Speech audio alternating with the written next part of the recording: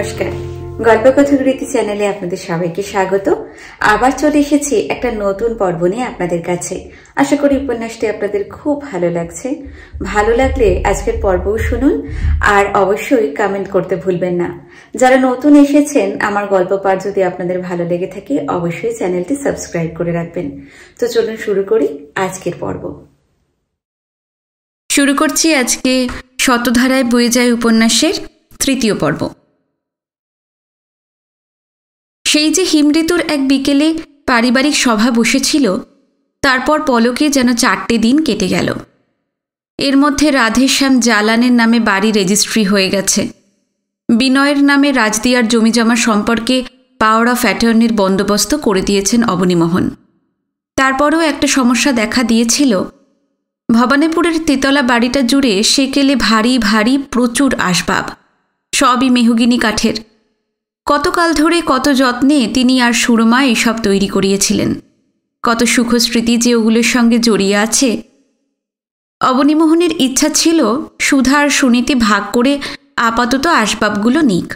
পরে বিনয় বিয়ে টিয়ে করে ঘর সংসার পাতলে সে যদি এইসব খাট আলমারি থেকে কিছু পছন্দ টছন্দ করে নিতে চায়, দুই বোন তা দিয়ে দেবে। এই বিলি ব্যবস্থায় প্রচণ্ড আপত্তি বিনয়ের। বাবার প্রতি তার তীব্র অভিমান। হেমনলিনীর মতন তিনিও ঝিনুকের সঙ্গে যে নির্দয় আচরণ করেছেন, তাতে তার কোনো কিছুই সে নেবে না। একটি কপর্দকও নয়। অবশ্য অবনীমোহনের মুখের ওপর সে কথা না বললেও সিদ্ধান্ত নিয়েই ফেলেছে।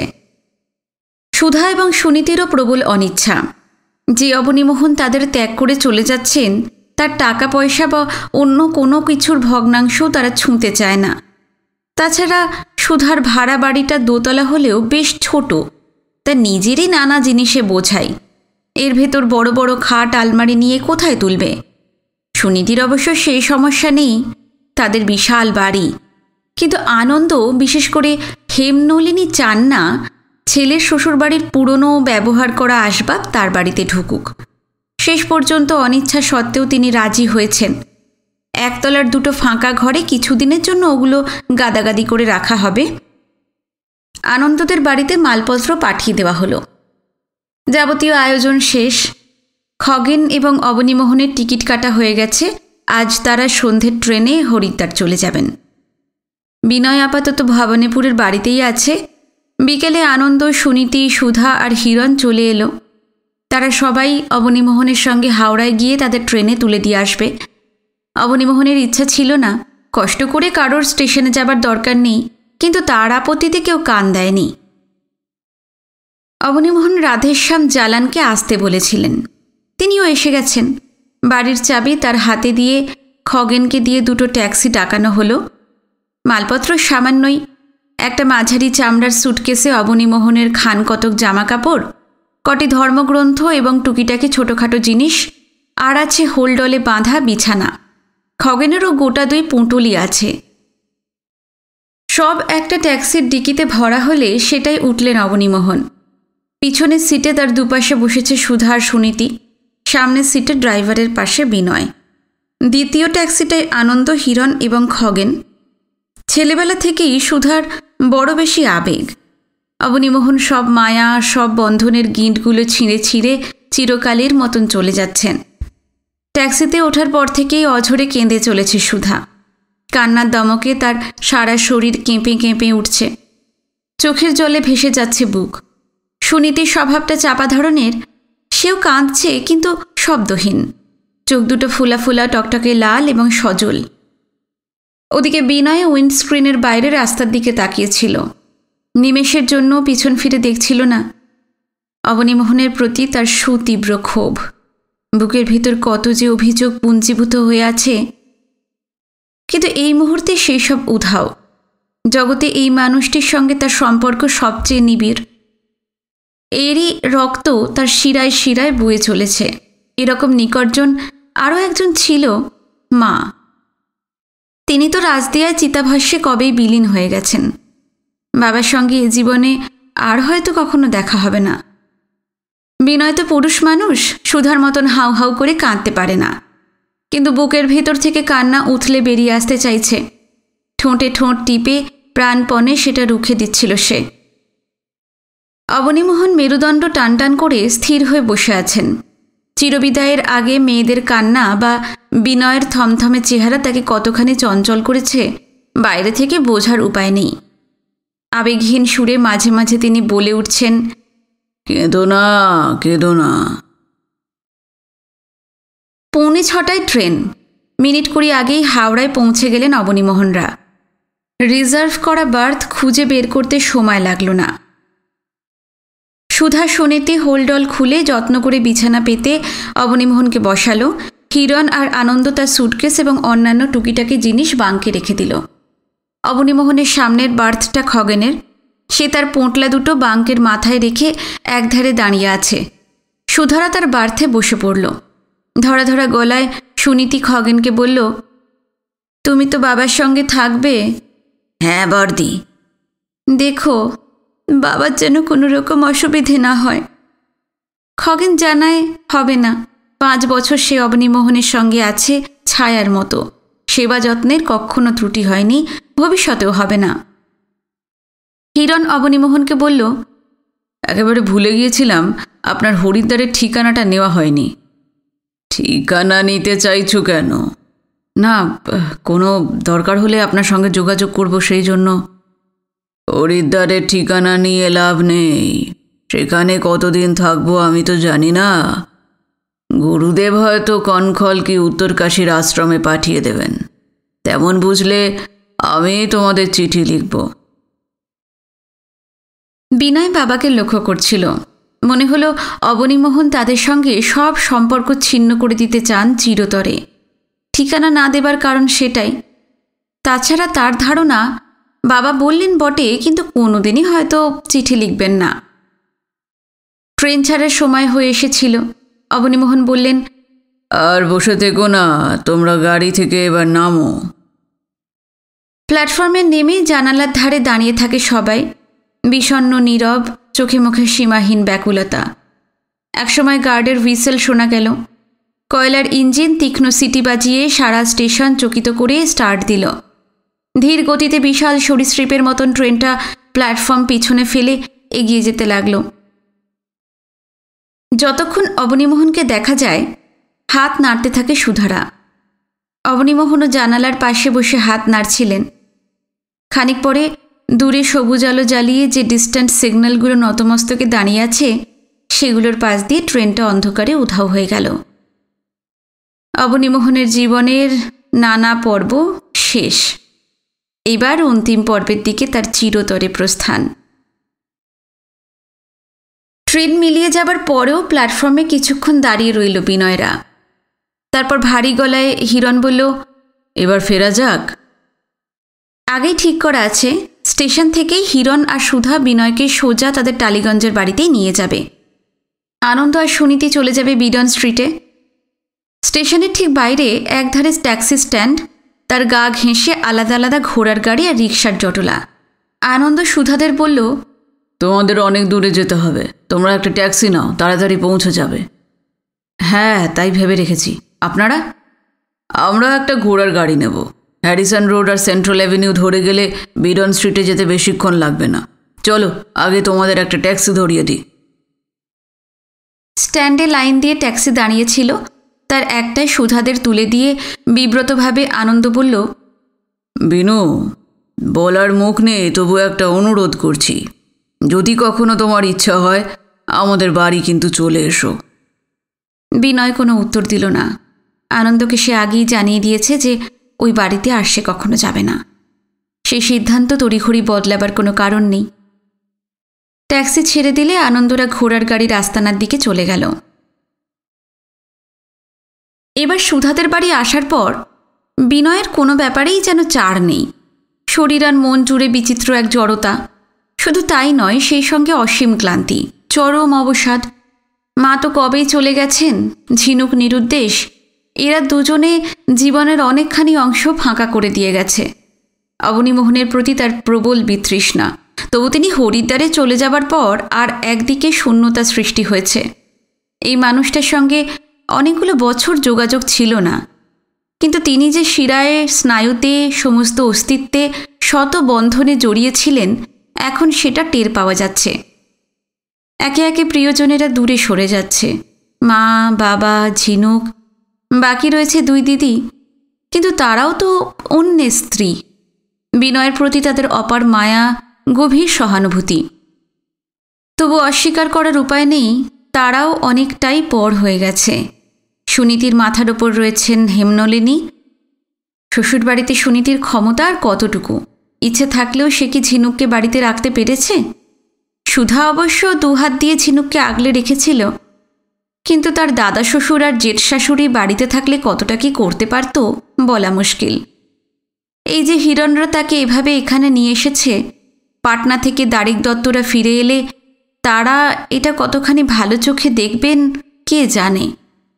মেয়েদের বিয়ে হয়ে গেলে তাদের সত্য বাপের বাড়ির লোকজনদের হাত ছাড়া হয়ে যায়। অবশ্য অফিসে জয়েন করার পর 7 দিনও সে এখানে থাকবে না।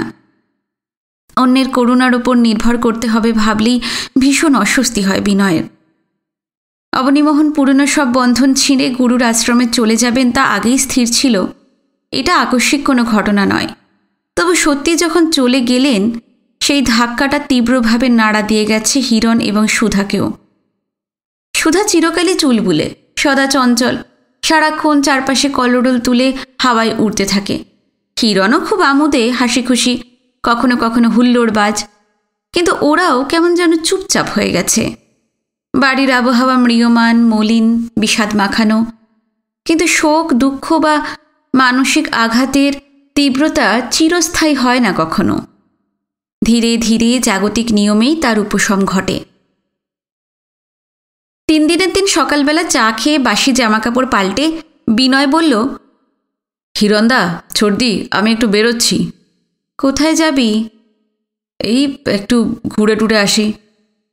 সুধা কি বলতে যাচ্ছিল তাকে থামিয়ে দিয়ে হিরণ বলল, ঘুরেই আসুক না, মন খারাপ করে ঘরে বসে থাকার কোনো মানে হয় না। আচ্ছা ঠিক আছে, বেশি দেরি করিস না। আচ্ছা। ট্রাম রাস্তায় এসে ফুটপাত ধরে টালিগঞ্জ রেল ব্রিজের দিকে হাঁটতে লাগলো বিনয়। বিশেষ কোনো গন্তব্য নেই, কেমন যেন দূরমনস্ক, লক্ষ্যহীন।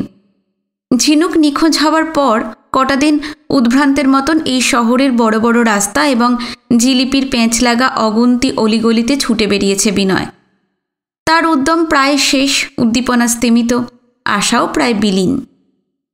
হাঁটতে হাঁটতে কখন সাদার্ন এভিনিউর কাছে চলে এসেছে খেয়াল নেই, আচমকা রামরতন গাঙ্গুলির মুখটা মনে পড়ে গেল। রাজদিয়ার আশু দত্তের সঙ্গে রামরতনের অনেকটাই মিল, তবে রামরতনের সমস্যা অনেক জটিল।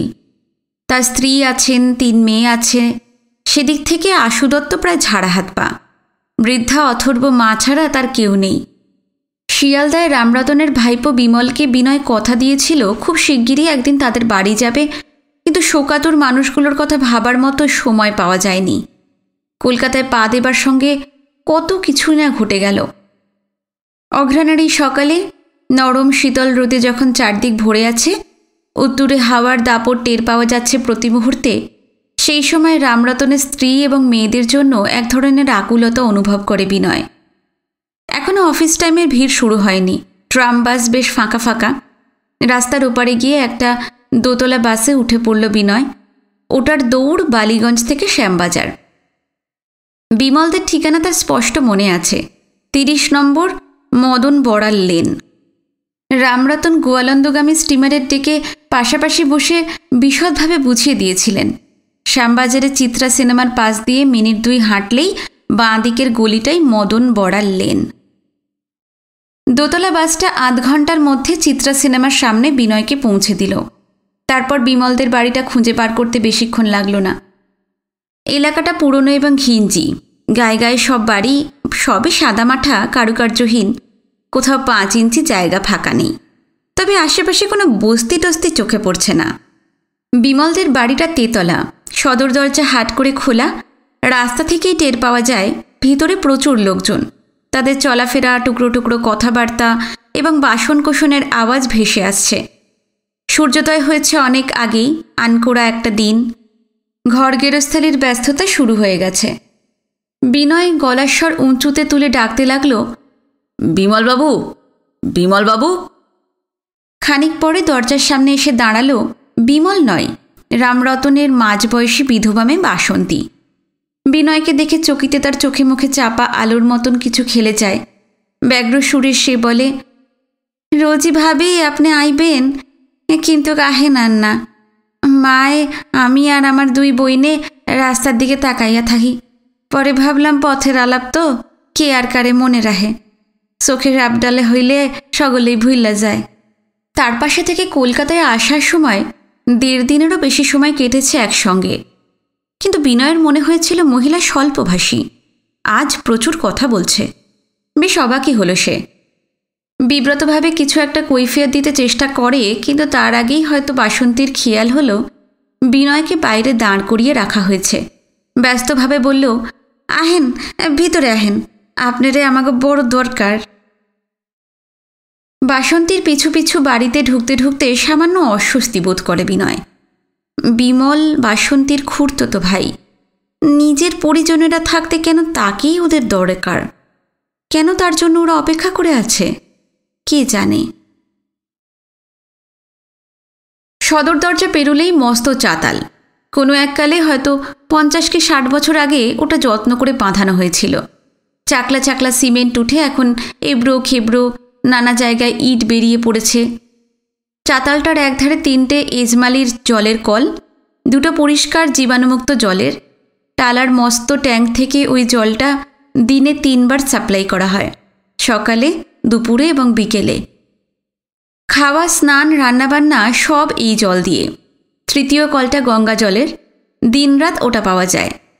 সরবরাহে কোনো ছেদ নেই। এই জলটা ঘর ধোয়া, বাসন মাজা ইত্যাদি মোটা কাজের জন্য ভীষণ জরুরি।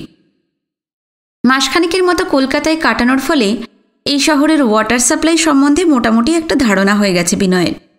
সে জানে সকালের দিকটায় এই মহানগরের লোকজনের ভীষণ ব্যস্ততা। তখন বাড়ির গিন্নিদের রান্নার তাড়া, ছেলে মেয়েদের স্কুল কলেজে যাবার তাড়া, বাড়ির কর্তাদের অফিসে যাবার তাড়া, যাদের দোকান বা অন্য ব্যবসাপত্র আছে তাদের বেরুবার তাড়া। ভেতরে পা দিয়ে বিনয় আঁচ করে নিল গোটা 3তলা বাড়িটা আগা 5তলা ভাড়াটেতে ঠাসা। কলতলায় এখন মেলা বসে গেছে। বড় বড় টিনের বালতি, গামলা, ডেকচি নিয়ে দাঁড়িয়ে পড়েছে অনেকেই, বিশেষ করে নানা বয়সের মেয়েরা। কিশোরী, যুবতী এবং মাঝবয়সী গিন্নিবান্নিরা তো আছেই, বেশ কজন পুরুষকেও দেখা গেল। কে আগে জল নেবে, কার বেরুবার বেশি তাড়া, এই নিয়ে রীতিমতন বচসাও চলছে। ওদিকে 3টে পায়খানার সামনেও লাইন। কয়েকজন জলের বালতি এবং মগ নিয়ে দাঁতে দাঁত চেপে নিম্নগামী বেগ সামলাচ্ছে। বাসন্তী যে একটি অচেনা যুবককে বাড়িতে নিয়ে এসেছে, এই মুহূর্তে তার দিকে কারোর কোনো লক্ষ্য নেই। ঘরে ঘরে কয়লার উনুন ধরানো হয়েছে, তাই চারপাশে শুধু ধোঁয়া আর ধোঁয়া। 1তলায়, 2তলায়, 3তলায় সর্বত্র। চাতালটা ঘিরে সারি সারি ঘর, সেগুলোর সামনে দিয়ে টানা চওড়া বারান্দা। চাতালের আধা আধি পেরিয়ে ডান পাশে যেতে যেতে বাসন্তী ডাকতে লাগলো, মা, ও মা, দেখো ক্যাঠা আইছে। কোণের দিকের একটা ঘর থেকে বেরিয়ে এলেন রামরতনের স্ত্রী। তার দিকে চোখ পড়তেই বুকের ভিতরটা ধক করে ওঠে বিনয়ের। হৃৎস্পন্দন পলকের জন্য থমকে যায়। শিয়ালদা স্টেশনের শেষ তাকে দেখেছে সে। স্বামীর মৃতদেহ আগলে অঝরে কাঁদছিলেন। তখনও তার পাকা চুলের সিঁথিতে ডগডগে সিঁদুরের টান, কপালে মস্ত সিঁদুরের টিপ, হাতে ধপধপে শাঁখা, পলা আর রূপো বাঁধানো লোহা, পরনে লাল পাড় শাড়ি। আর এখন সিঁদুর নেই, শাঁখা নেই, লোহা নেই, গায়ে সাদা ফ্যাটফেটে সেমিজ আর থান। কদিনেই বৃদ্ধা আমূল বদলে গেছেন, যেন অচেনা এক বিষাদ প্রতিমা। তার এই চেহারা চোখে শেল বেঁধাতে থাকে বিনয়ের। তাকে দেখে হঠাৎ যেন একটু উদ্দীপ্ত হয়ে ওঠে রামরতনের স্ত্রী। আসো বাবা, আসো আসো। পাশের একটা ঘর থেকে ছায়া আর মায়াও বেরিয়ে এসেছিল, কেমন যেন জড়সড় ত্রস্ত। চকিতের জন্য বিনয়ের মনে হয় ওরা কি এখানে ভালো নেই। লক্ষ্য করল তাকে দেখে 2 তরুণীর মুখেও ক্ষীণ আভা ফুটে উঠেছে। বিনয় খুব অবাক হল। বাসন্তী জানিয়েছে ছায়া, মায়া এবং তাদের মা বিমলের বাসায় আসার পর থেকে তার জন্য অধীরভাবে দিন গুনে যাচ্ছে। ভাবনায় আবছা একটা ছায়া পড়ে। এই 4 রমণীর তার কাছে কি কোনো প্রত্যাশা আছে? একটা ছোট ঘরে বিনয়কে এনে বসানো হয়। খুবই সাধারণ সাজসজ্জা, খানচারেক সস্তা চেয়ার, একটা নিচু চৌকো টেবিল, সেকেলে ধাঁচের কাচের আলমারিতে বঙ্কিমচন্দ্র, রবীন্দ্রনাথ, শরৎচন্দ্র এবং আধুনিক লেখকদের কিছু বই। দেওয়ালে ইংরেজি বাংলা মেশানো বড় মাপের ক্যালেন্ডার, একধারে সুজনে ঢাকা সরু তক্তপোষ, মাথার ওপর লম্বা ডাঁটিওয়ালা মান্ধাতার আমলের ফ্যান। বাসন্তীরা দাঁড়িয়ে আছে। বিনয় বলল, আমি তো বসে পড়লাম, আপনারাও বসুন। অনেক বলার পর রামরতনের স্ত্রী শুধু কুণ্ঠিতভাবে একটা চেয়ারে বসলেন। যা তো বিনয় লইজ্ঞা চা কইরা লইয়া আয়। বিনয় আপত্তি করতে যাচ্ছিল, তার আগেই মায়া আর ছায়া ছুটে বেরিয়ে গেছে। আপনারাই শুধু রয়েছেন? বিমলবাবুকে তো দেখছি না, তিনি কোথায়? বিমল গেছে রেশনের দোকানে, রেশন তুইল্লা বাজার কইরা ফিরব। আইজ হ্যাঁ অফিস যাইব না। আর বউ হ্যার পুলা মাইয়া লইয়া শখের বাজারে বাপের বাড়িত গেছে, আইজ আর ফিরব না। কথায় কথায় জানা গেল উত্তর কলকাতার এই পুরনো বয়স্ক বাড়িটায় সবশুদ্ধ 15টি ভাড়াটে পরিবারের বাস। পরিবার পিছু 2.5 খানা করে ঘর, এক ফালি রান্নার জায়গা আর সামনের দিকের বারান্দার একটা অংশ। সবার সমান ভাড়া, মাসে 37 টাকা। বাড়িওয়ালা এ বাড়িতে থাকে না, বেলেঘাটায় তার আরও একটা বাড়ি আছে, সেখানেই থাকে। আর মাসের 5 তারিখে একবার এসে এখানকার ভাড়া আদায় করে নিয়ে যায়।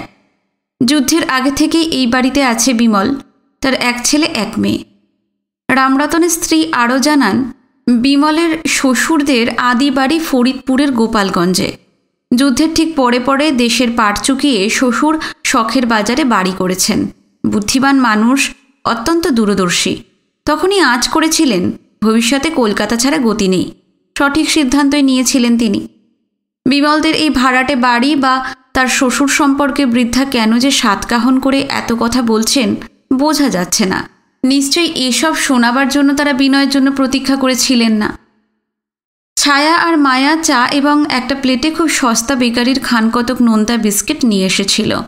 বিনয় শুধু চায়ের কাপটাই তুলে নিল। রামরতনের স্ত্রী বললেন, পাকিস্তান থিকা আইনের সময় কইছিলা তোমার 2 বোন আর বাবা কলকাতায় আছেন, কার কাছে উঠছ? এই শহরে আসার পর যা যা ঘটে গেছে সেই সব বাদ দিয়ে সংক্ষেপেই শুধু বিনয় বলল, আমি এখন ওই ছর্দির বাড়িতে আছি। চাকরি বাকরি কিছু পাইছো? বিনয় জানায় খবরের কাগজে ছোটোখাটো একটা কাজ জুটেছে। রামরতনের স্ত্রী বললেন, ভালো, খুব ভালো। তা বৌমা কেমন আছে?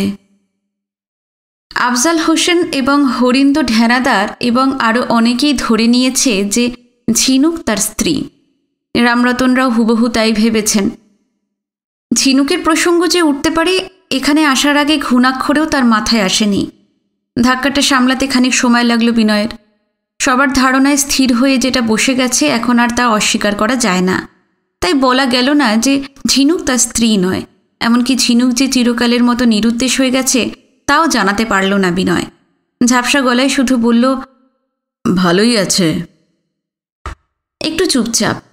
তারপর অনুযোগের সুরে রামরতনের স্ত্রী বললেন, তোমার পথ চাইয়া থাইকা থাইকা একসময় মনে হয়েছিল আমাকে কথা বুঝেন ভুই লাগ গেছ, এই জীবনে আর দেখা হইব না, অথচ তোমারে আমাকে যে কত দরকার। বড় ভালো দিনে আইসো। বিমল কি হ্যার বউ বাড়ির থাকলে পরাণ খুইলা কথা কইতে পারতাম না। তোমার মন খান যে কত বড়, মানুষ খান যে তুমি কেমন, দেশ থেকে আইনের সময় বুঝতে পারছি। তোমাকে নিজগই কত বিপদ, তো হের মধ্যে আমাকে 2 ডানা দিয়া আগলাইয়া পাকিস্তান থিকা ইন্ডিয়া লইয়া আইসো। নিজে চৌখে তো দেখছি তোমার মেসমশাইরে বাসনের লেগা কি চেষ্টা কি যত্নই না করছো, আপন জনেরাও হ্যাঁ করে না। বিব্রত মুখে বিনয় বলল, এইসব বলে আমাকে লজ্জা দেবেন না। মানুষের জন্য মানুষ এইটুকু তো করেই। কেউ করে না বাবা, কেউ করে না। এক দেখলাম নাসের রে, হ্যাঁ পাশে না খাড়াইলে ছায়া আর মায়ারে কি রক্ষা করতে পারতাম? রাক্ষসেরা অগো কাইরা লইয়া যাইতো। হ্যাঁ কয়জন জুয়ান পুলারে লইয়া পরি দিয়া দিয়া তার পাশে আইনা গোয়ালন্দর স্টিমারে তুইলা দিল। নাসেরের পর দেখলাম তোমারে। আমাকে লইগা কি না করছো। তোমরা দুইজন হইলে সত্যকারের মানুষ। পাকিস্তান হওনের পর তোমাগুলা খান আমন আর কাউরে দেখলাম না। সামনাসামনি বসে একটানা প্রশংসা শুনতে শুনতে ভীষণ অস্বস্তি হচ্ছিল বিনয়ের। তারই মধ্যে ভাবছিল বৃদ্ধার এত গুণগানের পিছনে নিশ্চয়ই গভীর কোনো উদ্দেশ্য আছে। রামরতনের স্ত্রী কিছুক্ষণ নীরবে বসে রইলেন। তারপর একটু ইতস্তত করে বললেন, বিমল কিছুক্ষণের মধ্যে রেশন বাজার সাইরা ফিরা আসবো। এর আগেই কথাখান সাইরা লই। মাইয়াগো লইয়া এই বাড়িতে আমরা বড় অশান্তিতে আছি বাবা। পাকিস্তান থেকে আইনের পর বিমলরা খুব যত্ন করত, সারাক্ষণ কাছে কাছে থাকতো। তোমার মেসমশাইয়ের সাধ্য শান্তি ভালো কইরাই করছে। 5 জন বামুন, শ্মশান বন্ধু আর এ বাড়ির ভাড়াইটা গো পাকা ফলার খাওয়াইছে। কিন্তু ঘের পরই অগো ওই বিশেষ কইরা বিমলের বউ দীপ্তির মতি গতি বদলাইয়া গেল। আমাগো লগে ভালো কইরা কথা কয় না, দিন রাত মুখ ভার, নিজের মনে গজর গজর করে। আমরা যেন বোঝা হইয়া অগো কাঁধে চাপছি। মোটামুটি এরকমই আন্দাজ করেছিল বিনয়। কিন্তু এই পারিবারিক তিক্ততা সম্পর্কে সে কী বা বলতে পারে, তার অস্বাচ্ছন্দ্য বাড়তেই থাকে। গলার স্বর এবার উঁচুতে তুললেন রামরতনের স্ত্রী। এই বিমলের লইগা আমরা কি না করছি। ও যখন 4-5 বছরের পোলা, এই সময় আজকা কয়েকদিন আগে পরে ওর মায় বাবায় মইরা গেল। এই টিকা কোলে পিঠে কইরা আরে আমরা বড় কইরা তুলছি। মেট্রিক পাশ করণের পর তোমার মেসমশাই বিমলরে কলকাতার কলেজে ভর্তি কইরা হস্টেলে রাইখা পড়াইছে। কারে কারে যেন চিঠি লেখা চাকরির ব্যবস্থা কইরা দিছে। হ্যাঁ, বিমলের বউ চায় না আমরা এইখানে থাহি, পারলে ঘেডি দইরা বাইর কইরা দেয়। কিন্তু 3 মাইয়া লইয়া কই যামু আমি? টাকা পয়সার জোর নাই, মাথা গোজনের জাগা নাই। হ্যার উপর তোমার মেসমশাই মারা যাওয়ানে অত বড় শোকটা পাইলাম। পাকিস্তানে বর্ষের মাইয়া গো লইয়া কি বিপদে যে আসিলাম। ইন্ডিয়া আইয়া ভাবলাম বুঝেন ভাইসা গেছি, কিন্তু এইখানে আর এক বিপদ, কি যে করুম। বিমলবাবু নিজে কি বলছেন? ও আর কি কইব, পোলাপানকালের হ্যাঁ বিমল কি আর বিমল আছে?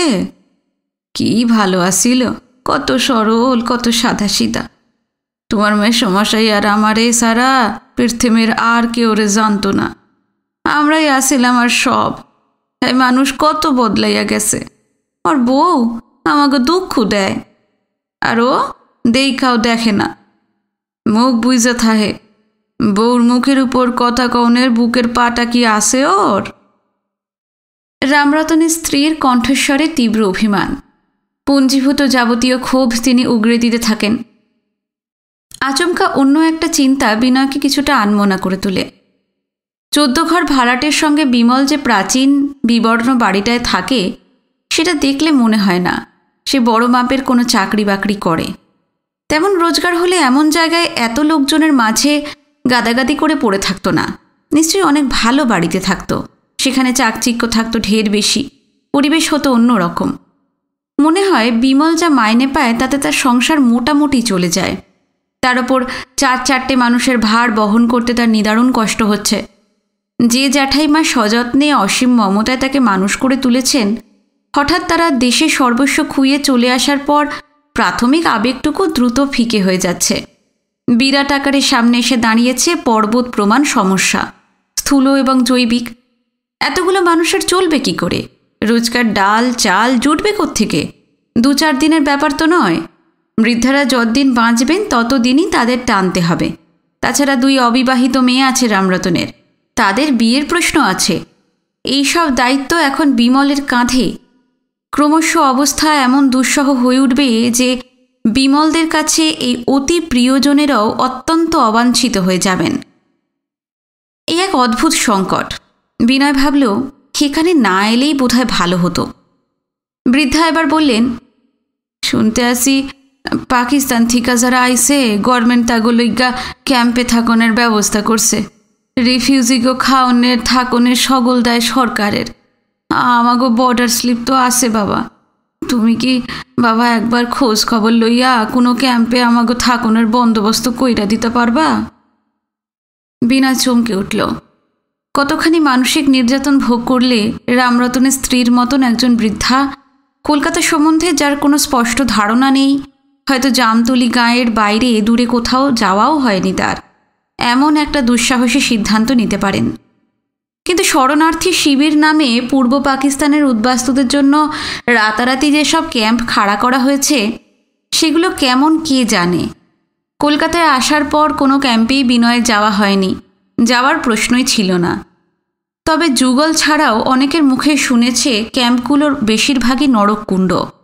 সেগুলোর পরিবেশ আবহাওয়া জঘন্য, দমবন্ধ করা, কদর্য। নিতান্ত নিরুপায় না হলে কেউ সেখানে এক মুহূর্তও থাকতে চায় না। যারাই পারছে দলে দলে বেরিয়ে গিয়ে বনবাদার জলা জায়গার ফাঁকা পোড়ো জমিতে জবরদখল কলোনি বসাচ্ছে। মুকুন্দপুরে ছিন্নমূল মানুষের তেমন এক উপনিবেশ নিজের চোখেই 2-2.5 সপ্তাহ আগে দেখে এসেছে বিনয়। এমনকি পুরো একটা দিনও বিলের ধারে যুগলদের কেঁচা বাঁশের বেড়ার ঘরে কাটিয়েছিল। বিনয় জানায় রিফিউজি ক্যাম্প সম্বন্ধে সে বিশেষ কিছুই জানে না। যেসব খবর কানে এসেছে তার যা আধা আধিও যদি ঠিক হয়, তাহলে সম্ভ্রান্ত ভদ্র পরিবারের মানুষজনের যোগ্য বাসস্থান সেগুলো নয়। বিশদভাবে তা বুঝিয়ে দিয়ে সে বলল, ক্যাম্পে না যাওয়াই ভালো মাসিমা। আপনার কম বয়সের মেয়েরা আছে তো। পরিষ্কার একটা ইঙ্গিত দিয়ে সে থেমে গেল। আসলে বিনয়ের মাথায় চকিতের জন্য শিয়ালদা স্টেশনের সেই দৃশ্যটি ঝিলিক দিয়ে গেল। একটা আড়কাঠি পতিতপাবনের সদ্য যুবতী মেয়েকে ফুসলে নিয়ে যাবার চেষ্টা করেছিল, আর পতিতপাবন প্রচণ্ড আক্রোশে লোকটার ওপর ঝাঁপিয়ে পড়ে গলা টিপে স্টেশনের পাথুরে চত্বরে তাকে আছড়ে ফেলেছিল। অনেকে মিলে টানাটানি করে ছাড়িয়ে না দিলে লোকটা হয়তো সেদিন খুনই হয়ে যেত।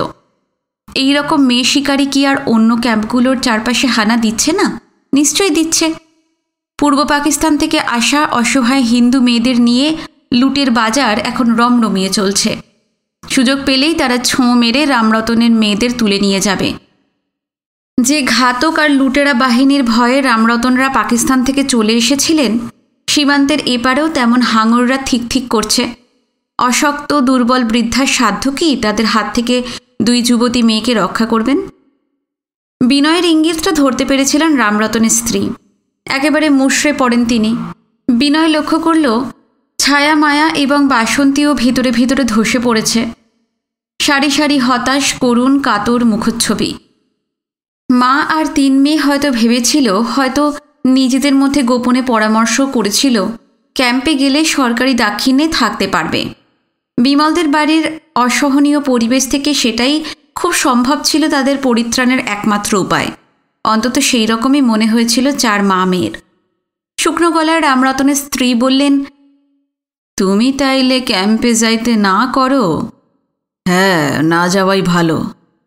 কিন্তু উৎসুক দৃষ্টিতে তাকিয়ে থাকে বিনয়। একটু চিন্তা করে বৃদ্ধা এবার বললেন, আমাকে জামতলিতে মাইয়াগো স্কুল নাই, কিন্তু তোমার মাউসমশাই ছায়ার মায়ারে বাড়িতে অনেক দূর পড়াইছে। প্রাইভেটে ছায়া মায়া দুজনেরই মেট্রিক দেওয়ানের কথা ছিল। বিয়াও ঠিক হইয়া গেছিল ছায়ার। ম্যাট্রিক পরীক্ষার পরই বিয়াটা হইতো। পাত্র ঢাকা শহরে থাকত, ভালো পোলা, MA পাস, বড় চাকরি করত। মানুষে ভাবে এক আর হয় এক। এই বৎসরই বাদল দাঙ্গা। মুসলমানেরা কয় পাকিস্তান চাই, চারদিকে আগুন আর রক্ত গঙ্গা। এই দাঙ্গায় পাত্র তার মা বাপ ভাই বোন সুদ্ধা ঢাকায় খুন হইয়া গেল। ছায়া মায়ার পরীক্ষাও দেওয়া হইল না। সকলি অদৃষ্ট বাবা, সকলি অদৃষ্ট। বুকের অতল স্তর ভেদ করে দীর্ঘশ্বাস বেরিয়ে আসে রামরতনের স্ত্রীর। 2 চোখে জল ভরে যেতে থাকে। ক্যাম্পে যাবার প্রসঙ্গ থেকে সরে গিয়ে বৃদ্ধা যে কেন ছায়া মায়ার ম্যাট্রিক পরীক্ষা আর ছায়ার বিয়ের কথায় চলে এলেন বোঝা যাচ্ছে না। নিজের অজান্তেই বিনয়ের চোখ ছায়ার দিকে ঘুরে যায়। সে নতমুখে দাঁড়িয়ে আছে। পরীক্ষা যে দেওয়া হয়নি, স্থির হয়ে যাওয়া বিয়ের পাত্র যে খুন হয়ে গেছে, এসব যেন তারই অপরাধ। মেয়েটার জন্য বুকের ভিতরটা ভারী হয়ে ওঠে বিনয়ের। বেশ কিছুক্ষণ পর রামরতনের স্ত্রী আবার বললেন, শুনছি গভর্নমেন্ট রিফিউজিগো মেলা সুযোগ সুবিধা চাকরি বাকরি দিতে আছে। ছায়া মায়ার হাতে ম্যাট্রিকের ছাপ নাই, কিন্তু হ্যাঁ তোরই তো পড়ছে। ওরা যদি কাজকর্ম পাইতো, রোজগার পাতি করতে পারতো, আমরা ভিন্ন বাসা ভাড়া কইরা উঠা যাইতাম। ছায়া মায়ার সম্বন্ধে এত কথা কেন বৃদ্ধ বলছেন, এতক্ষণে তার কারণটা ধরা গেল। কলকাতায় তো শুনি মাইয়ারা অফিসে গিয়া কাম করে। তোমার বাবার 2 ভগ্নিপতির তো কত বড় বড় মানুষের লগে জানাশোনা। তেনাকে কইয়া ছায়া মায়ের একটা গতি কইরা দিতে পারো। এতদিন তার জন্য কেন যে ব্যাকুলভাবে রামরতনের স্ত্রী এবং তার মেয়েরা অপেক্ষা করছিল, তা এবার স্পষ্ট হয়ে গেল। পথের আলাপ, তার পাশা থেকে গোয়ালন্দ, গোয়ালন্দ থেকে শিয়ালদা স্টেশন, মাত্র 2 দিন একসঙ্গে কাটিয়েছে। তবে এটা ঠিক যে বিনয় ওদের জন্য অনেক করেছে। তাই বিমলদের বাড়িতে এসে যখন অনাদরে অসম্মানে তারা জর্জরিত, তখন এই অচেনা শহরে বিনয়ের কথাই তাদের বারবার মনে পড়েছে। বিনয় জানে কলকাতার গার্লস স্কুল আর কলেজগুলোতে মেয়েরা পড়ায়, কিন্তু বাঙালি মেয়েরা পুরুষদের পাশাপাশি বসে অফিসে কাজ করে কি না সে সম্বন্ধে তার ধারণা নেই। অবশ্য আনন্দদের অফিসে একজন তরুণী রিসেপশনিস্ট চোখে পড়েছে তার, উগ্র সাজ পোশাক, চোখ ধাঁধানো যৌবন। তবে সে বাঙালি নয়, অ্যাংলো ইন্ডিয়ান। আদৌ বাঙালি মেয়েরা যদি অফিসে কাজ করেও ম্যাট্রিক পরীক্ষা যারা দিতে পারেনি, অর্থাৎ ছায়া মায়াদের পক্ষে কি চাকরি পাওয়া সম্ভব? শিক্ষাগত এই যোগ্যতায় খুব সম্ভব কাজ জুটবে না। হঠাৎ বিনয়ের মনে পড়ল, রিফিউজিদের ব্যাপারে গভর্নমেন্ট অনেক সহানুভূতিশীল।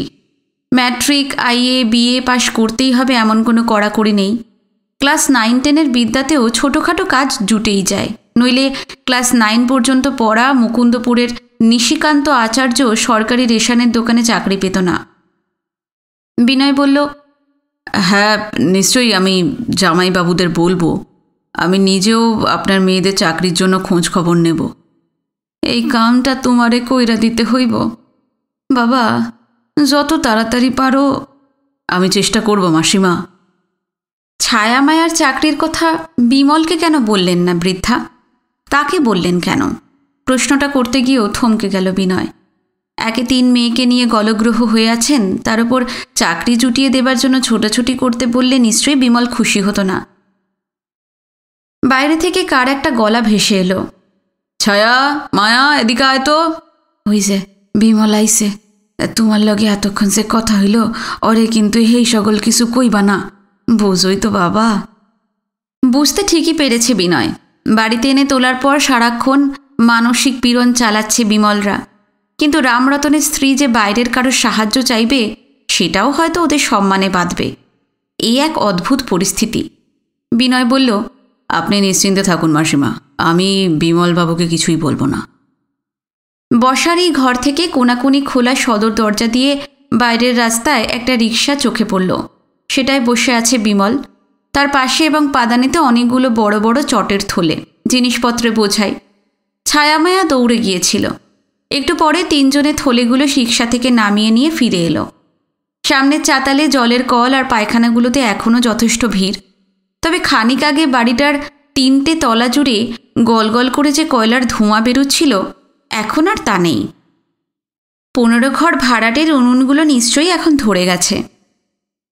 আগে লক্ষ্য করেনি। ঘরের লাগোয়া বারান্দায় উঠতেই বিমলের চোখে পড়ল বাইরের ঘরে বসে আছে বিনয়। দেখা মাত্রই সে চিনতে পারল। ব্যস্তভাবে বলল, আরে আপনি? বসুন বসুন, আসছি। পাশের ঘরের হাতে থলে রেখে তৎক্ষণাৎ বিমল চলে এলো। কতক্ষণ এসেছেন? এই মিনিট 40 হবে। শুনলাম আজ আর অফিসে যাবেন না, তাই অপেক্ষা করছিলাম।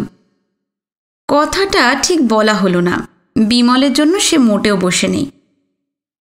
আরে রেশনের দোকানে লম্বা লাইন ছিল, তাই ফিরতে দেরি হয়ে গেল। জেঠিমা, বাসন্তী দিদি, বিনয়বাবুকে চা দিয়েছ তো? উত্তরটা বিনয় দিল, হ্যাঁ হ্যাঁ, আতিথ্যে কোনো ত্রুটি হয়নি। হ্যাঁ, আমার খুব টায়ার্ড লাগছে, চা না হলে এনার্জি পাচ্ছি না। আশা করি আর এক কাপ খেতে নিশ্চয়ই আপনার আপত্তি হবে না বিনয়বাবু। বিনয় হাসল, তার আপত্তি নেই। বিমল ছায়ামায়াকে বলল, এই চট করে একটু চা করে নিয়ে আয় তো। বিনয় যেটুকু দেখেছে তাতে মনে হয়েছে এই দুই বোন যেন জোরের পাখি, সারাক্ষণ পরস্পরের সঙ্গে জড়িয়ে থাকে। বিমলের মুখ থেকে কথা খসার সঙ্গে সঙ্গে তারা ডান পাশে রান্নাঘরের দিকে ছুটে গেল। বিমল এবার বিনয়ের দিকে তাকায়। শিয়ালদা স্টেশনে সেই প্রথম আর শেষ দেখা। প্রায়ই ভাবি আপনি আসবেন, ঠিকানাও জানি না যে নিজেই গিয়ে দেখা করব। এদিকে জেঠিমারা সর্বক্ষণ আপনার কথা বলে। শিয়ালদার প্রসঙ্গ ওঠায় বিনয় ভীষণ অস্বস্তি বোধ করে। বিনয় বলল, হ্যাঁ, ওই দিনটায় আপনার ভীষণ কষ্ট হয়েছিল না? পাশে থেকে যে একটু সাহায্য করব তারও উপায় ছিল না। বিমল জানায়, রামরতনের মৃত্যুশোক ছাড়া অন্য কষ্ট তেমন হয়নি। বিনয় রিফিউজি অ্যান্ড রিলিফ ডিপার্টমেন্টের যে অফিসারটির সঙ্গে তার পরিচয় করিয়ে দিয়েছিল, তার মতন মহানুভব মানুষ এই স্বার্থপর পৃথিবীতে একান্তই বিরল। তিনি খাট, ফুল, মালা, নতুন কাপড় চোপড়, এমনকি নিমতলায় নিয়ে যাবার জন্য 4 জন শববাহকের ব্যবস্থা করে দিয়েছিলেন। দাহের খরচও দিয়েছেন। সবই অবশ্য উদ্বাস্তু ত্রাণ বিভাগের টাকা। টাকা যেখান থেকেই আসুক, নিজে দায়িত্ব নিয়ে এতটাই বা কে করে? বিমল কৃতজ্ঞ সুরে বলতে লাগল, আপনি ওই অফিসারের সঙ্গে আলাপ না করিয়ে দিলে সেদিন আমি মহা বিপদে পড়তাম। এরপর একটু চুপচাপ। তারপর বিমল খুঁটিয়ে খুঁটিয়ে বিনয়কে হাজারটা প্রশ্ন করে। এই সহৃদয় পরোপকারী যুবকটির সম্পর্কে তার অপার কৌতূহল। কলকাতায় সে কোথায় থাকে, কি করছে, ঝিনুকের খবর কি, ইত্যাদি ইত্যাদি। রামরতনের স্ত্রীকে যা যা বলেছিল বিমলকেও তাই তাই বলল বিনয়। একটু বাদেই চা এসে গেল। খাওয়া শেষ হলে বিনয় বলল, এবার আমি উঠি, অনেকক্ষণ এসেছি, চলি। বিমল বলল, কষ্ট করে এসেছেন যখন দুপুরে 2টি ডাল ভাত খেয়ে গেলে খুব খুশি হব। না না, বাড়িতে না জানিয়ে এসেছি তো, আরও দেরি হলে ছোটদিরা খুব ভাববে। বিমল আর রামরতনের স্ত্রীও উঠে দাঁড়িয়েছেন। বাসন্তীরা তো দাঁড়িয়েই আছে। রামরতনের স্ত্রী বললেন, তরাতরি আইসো কিন্তু। এই কথাটা তিনি আগে আরও একবার বলেছেন। দ্রুত মা এবং 3 মেয়েকে দেখে নিল বিনয়। সবার চোখে মুখে অনন্ত আগ্রহ। এর হেতুও তার জানা। বলল, হ্যাঁ, নিশ্চয়ই আসব। চলুন, আপনাকে ট্রাম রাস্তা পর্যন্ত এগিয়ে দিয়ে আসি। না না, আপনি আবার যাবেন, ক্লান্ত হয়ে আছেন, আর কষ্ট করতে হবে না। আরে কষ্ট আবার কি, চলুন চলুন। বাড়ি থেকে বেরিয়ে নীরবে কয়েক পা হাঁটার পর বিমল কিছুটা ইতস্তত করে বলল, আপনি এসেছেন, খুব ভালো হয়েছে। আপনার কাছে আমার একটা অনুরোধ আছে। হ্যাঁ বলুন, কি অনুরোধ? আমি তো স্টেট গভর্নমেন্টের এমপ্লয়ি, আপার ডিভিশন ক্লার্ক। কটা টাকার মাইনে পাই বলুন? বাড়ি ভাড়া, ছেলেমেয়ের পড়াশুনো, অসুখ বিসুখ, খাওয়ার খরচ, একেবারে আমি হিমশিম খেয়ে যাচ্ছি। তার উপরেই জেঠিমারা পাকিস্তান থেকে চলে এলেন। বুকে করে যারা মানুষ করেছেন তাদের তো ফেলে দিতে পারি না। এদিকে আসছে মাস থেকে রেশনের চাল, চিনি, গমের দাম বাড়ছে। 6.5 আনা সেরের মোটা চাল 7.5 আনা হয়ে যাবে। সেই সঙ্গে বাড়বে আটা, চিনি আর অন্য সব জিনিসের দাম। কিভাবে যে চালাবো ভেবে পাচ্ছি না বিনয়বাবু। এত লম্বা ভনিতা করে কি জানতে চায় বিমল? তার কাছে লোকটার কি কোনো প্রত্যাশা আছে? একটা ব্যাপার অবশ্য বিনয়ের ভালো লাগলো, বিমল অমানুষ নয়। জ্যাঠা জেঠি তার জন্য কি করেছেন সে ভুলে যায়নি। পুরনো দিনের স্মৃতি সে হাত ঝেড়ে ফেলে দিতে চায় না। কিন্তু রাজ্য সরকারের কিরানি, পয়সার জোর নেই। তাছাড়া একদিকে কর্তব্যবোধ, কৃতজ্ঞতা, অন্যদিকে স্ত্রী। মহিলার আদৌ ইচ্ছা নয় ঘাড়ে 4টে বাড়তি মানুষ আজীবন চেপে থাকুক। স্ত্রী এবং জেঠিমাদের মাঝখানে পিষে যাচ্ছে বিমল। সত্যি লোকটার জন্য এবার করুণা হলো বিনয়ের।